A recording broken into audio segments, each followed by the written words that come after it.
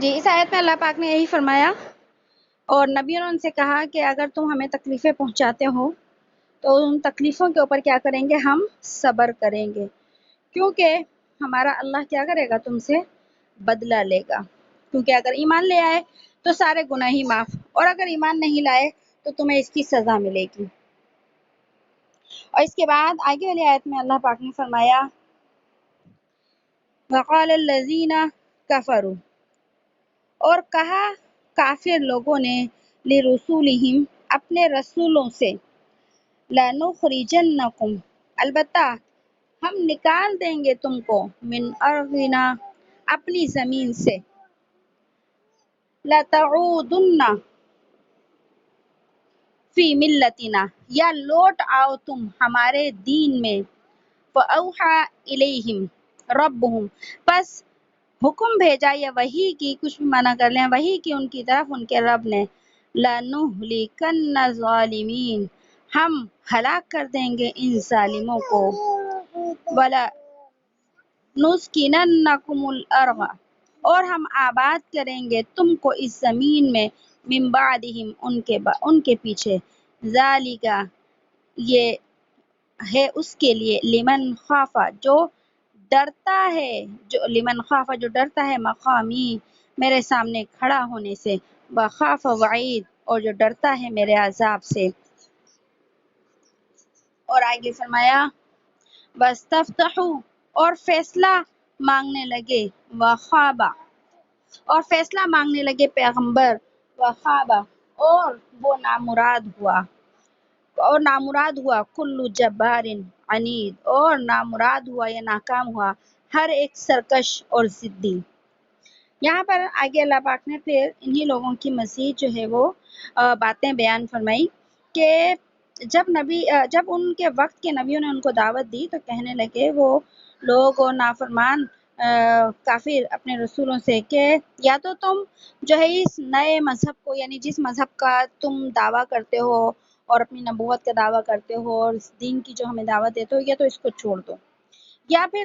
ہم جو ہے تمہیں یہاں سے نکال دیں گے، اس سرزمین سے، اس ملک سے، اس آبادی سے، اس بستی سے، جو ہے کیا کرو گے؟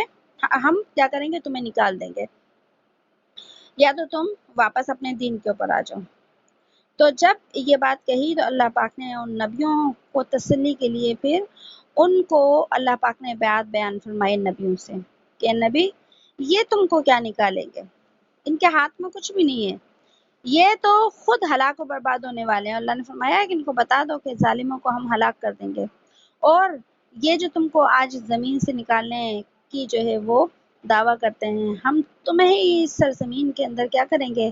آباد کریں گے، تمہاری نسلوں کو بڑھائیں گے۔ اور جو ہے پھر اللہ پاک نے آگے فرمایا کہ اے نبی آپ یہ مزید میرا جو ہے وہ پیغام پہنچا دیجئے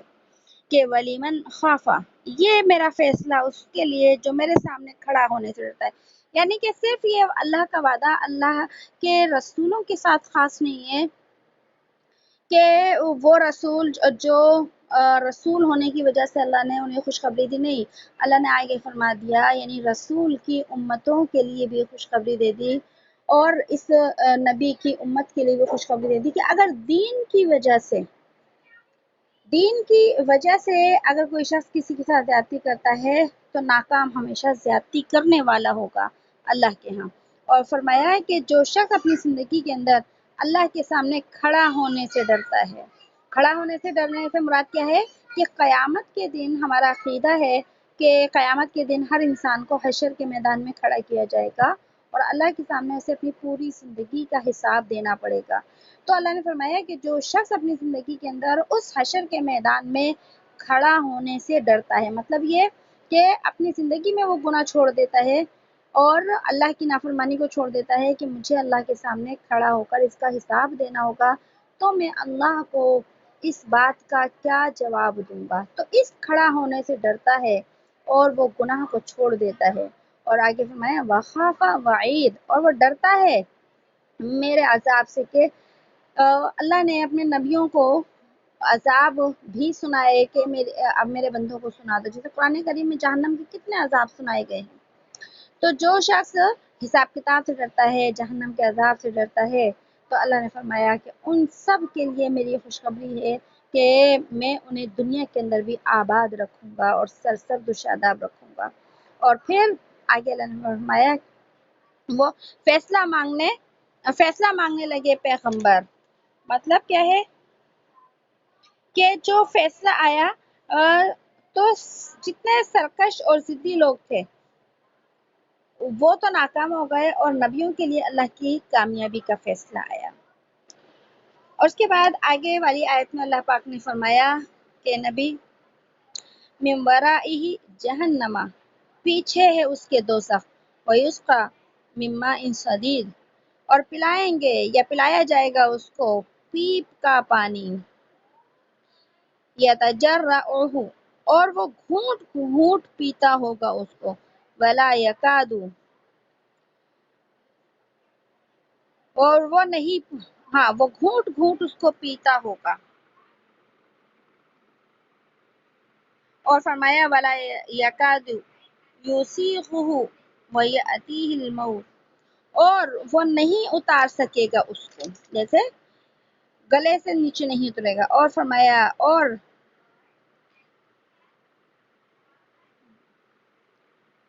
آئے گی اس کو موت من کل مکان، ہر طرف سے، وما ہوا بمیت، اور وہ نہیں مرے گا، ومن ورائہ، اور اس کے پیچھے ہے عذاب غلیظ، بہت سخت عذاب۔ یہاں پر اللہ پاک نے ان نبیوں کی نبوت کا انکار کرنے والوں کے لیے جو جہنم میں عذاب تیار کر کے رکھا ہے، اس عذاب کی اللہ پاک نے ایک شکل یہاں پر بیان کی ہے کہ نبی آپ ان کو فرما دیجئے کہ ان نافرمانوں کا انجام ایسا ہونے والا ہے کہ جب ان کو قیامت کے دن حساب کتاب کے بعد جہنم کے اندر ڈالا جائے گا تو جہنم کی گرمی سے اور جہنم کی آگ کی تپش سے ان کو پیاس لگے گی، اور جب یہ پینے کے لیے پانی مانگیں گے تو ان کو ایسا پانی پینے کے لیے دیا جائے گا جو پیپ کا پانی ہوگا۔ صدید عربی میں پیپ کو کہتے ہیں۔ پیپ کا پانی، جیسے زخم خراب ہو جائے اس میں سے گندا پانی بھی بہتا ہے، پیپ بھی بہتی ہے، تو اللہ نے یہاں پر اس کی مثال دی ہے۔ اور اس کے بعد جو ہے فرمایا کہ ایسا پانی تو دیکھیں دنیا میں کوئی تصور بھی نہیں کر سکتا، یہ گندا پانی ہے، ناپاک ہوتا ہے مسئلے کے اعتبار سے بھی کہ کہیں لگ جائے تو اس کو دھونا پڑے گا۔ پیپ جو ہوتی ہے جس طرح خون ناپاک ہوتا ہے اسی طرح پیپ اور گندا پانی بھی ناپاک ہوتا ہے، تو ناپاک چیز کو تو کوئی دنیا میں کتنی بھی پیاس لگے نہیں پی سکتا، تو فرمایا ہے کہ وہاں پیاس کی شدت ایسی ہوگی کہ اس گندے ناپاک اور پیپ کے پانی کو بھی یہ پئیں گے، اور گھونٹ گھونٹ کر کر جو ہے وہ کیا کریں گے، پئیں گے، کیونکہ پیاس بھی بہت ہوگی لیکن وہ گرم اتنا زیادہ ہوگا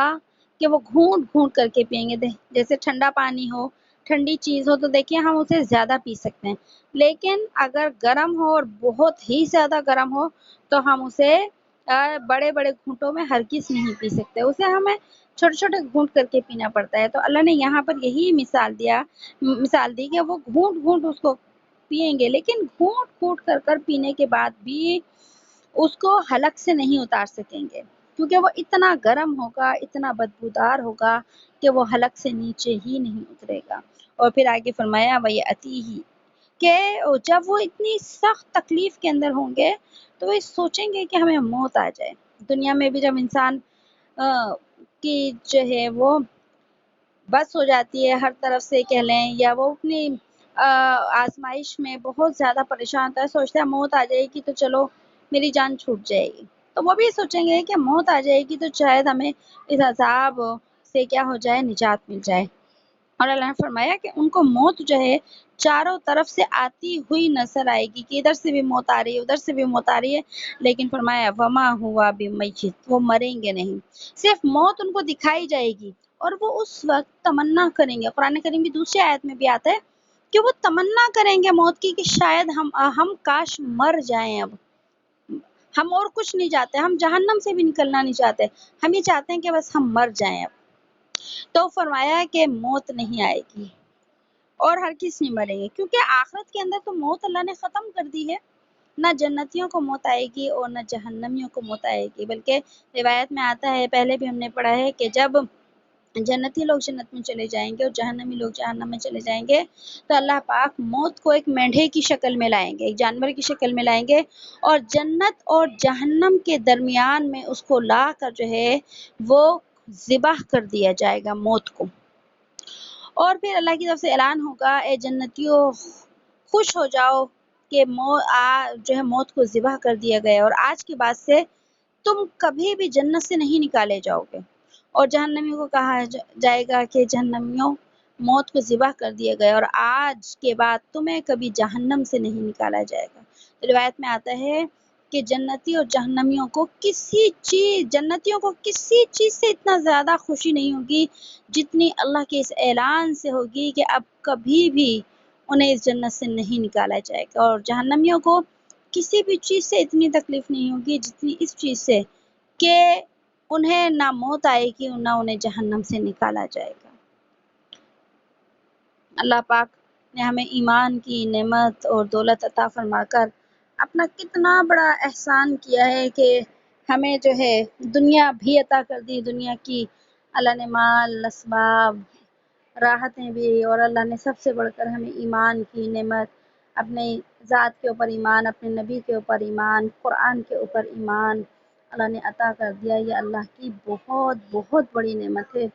हम इसका जितना भी शुक्र अदा करें ये कम है। आज हमें अपने ईमान की नेमत की कदर नहीं मालूम होती।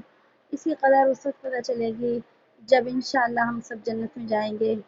और हमारे सामने ये ऐलान होगा कि अब जन्नतियों को कभी जो है जन्नत से नहीं निकाला जाएगा। और देखिए, हम अपने बारे में ये फैसला तो नहीं कर सकते किसी के बारे में भी कि हम जन्नती हैं, लेकिन ये बात मैं क्यों कह रही हूँ कि हमें अल्लाह की तरफ से उम्मीद है कि अल्लाह, गुनाहगार बहुत हैं लेकिन हम तेरे ऊपर ईमान लेकर आए हैं। गुनाहगार तो बहुत हैं लेकिन अल्लाह हमने तेरे नबी की नबूवत को माना है, कुरान को तेरी किताब माना है। ए अल्लाह, गुनाह होता है तो तौबा भी तुझसे करते हैं। इस बात की बुनियाद पर हम कहते हैं कि हमें अल्लाह की ज़ात से उम्मीद है कि अल्लाह तू हमें ज़रूर जन्नत के अंदर भेजेगा। तो इस बात की वजह से मैं कह रही हूँ। और अल्लाह के ऊपर याद रखिए, यकीन ऐसे ही होना चाहिए हमें कि हम बहुत गुनाहगार हैं लेकिन अल्लाह की ज़ात से उम्मीद है कि अल्लाह हमें जन्नत में ज़रूर भेजेगा। लेकिन इसका ये मतलब नहीं है कि हम ये सोचें फिर तो हम जो भी करते रहें, गुनाह करते रहें। नहीं, गुनाहों से तो बचना है हमने, लेकिन उम्मीद भी रखनी है अल्लाह से, और खौफ भी रखना है कि अगर अल्लाह ने जहन्नम में डाल दिया तो क्या होगा फिर। क्योंकि जो भी इस उम्मत के जो गुनाहगार लोग हैं उनको भी तो जहन्नम के अंदर सज़ा तो मिलेगी। तो अल्लाह पाक से उम्मीद भी रखनी चाहिए, अल्लाह पाक का खौफ भी रखना चाहिए। और फिर आगे वाली आयत देख लें। फरमाया, मसलुल लज़ीना कफ़रू बिरब्बिहिम, मिसाल उन लोगों की जो काफिर हैं, या मिसाल या हाल उन लोगों का जिन्होंने इनकार किया अपने रब का। अमालुहुम करमादी, उनके अमल हैं रेत जैसे। रमाद कहते हैं रेत को। उनके अमल हैं रेत जैसे। निश्तद्दत बिहिर रीहु, उनके अमल हैं रेत जैसे या राख जैसे कि जोर की हवा चले। अर्रीह कहते हैं हवा। फी यौमिन आसिफिन, आंधी के दिनों में। ला यक़दीरूना, तो नहीं हाथ आएगा उनके। मिम्मा कसबू अला शैइन, ना हाथ में होगा या ना हाथ आएगा उनके अपनी कमाई में से कुछ भी। ज़ालिका हुवा ज़लालुल बईद, यही है वो दूर की गुमराही में जा पड़ना। कि अल्लाह पाक ने यहाँ पर काफिर